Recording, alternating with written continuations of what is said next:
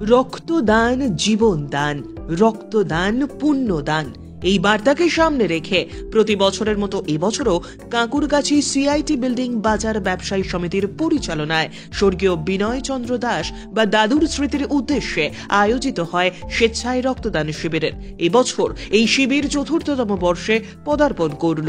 এদিন এই কর্মসূচি উপলক্ষে বসেছিল চাঁদের হাট।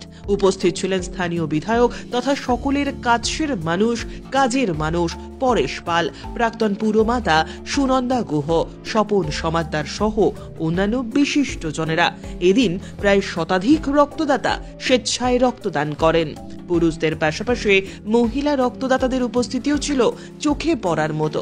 উদ্যোক্তা শওকত আলী, বুড়ো বসাক, গোপাল দাস, দীপক সরকার, রজু বোস, মনু দাসদের এহেন উদ্যোগকে সাধুবাদ জানিয়েছেন উপস্থিত সকলেই।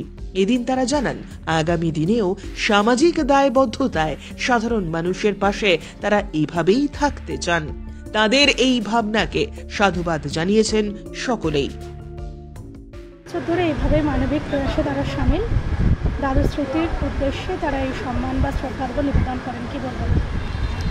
দাদু সত্যিকারের একজন মানুষ ছিলেন, যিনি তার মধ্যে মানবিকতাবোধ এতখানি ছিলেন এবং তিনি আমাদের যে ধর্মীয় গ্রন্থগুলি এমন সুন্দরভাবে তার মুখস্থ ছিল যে তিনি আমাদেরকে বহু সময় বসিয়ে গল্প শুনিয়েছেন একদম ঘরের দাদুর মতো। তাই তিনি সকলের দাদু হয়ে উঠেছিলেন এবং দাদু চলে গেছেন হয়তো, কিন্তু সকলের হৃদয়ে দাদু রয়েছে। রক্তদানের বিকল্প নেই। আর সবচেয়ে ভালো লাগছে তারা তো বাজার কমিটি ব্যবসা করে, ব্যবসায়িক চিন্তাভাবনা থাকার পরেও তারা সামাজিক দায়বদ্ধতা থেকে ভুলে যায়নি।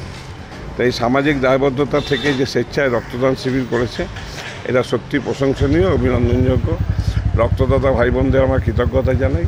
যতদিন না বিজ্ঞানের অগ্রগতির ফলে রক্তের বিকল্প তৈরি হচ্ছে, ততদিনে স্বেচ্ছায় রক্তদানের শিবিরের গুরুত্ব দিন দিন বেড়েই চলবে।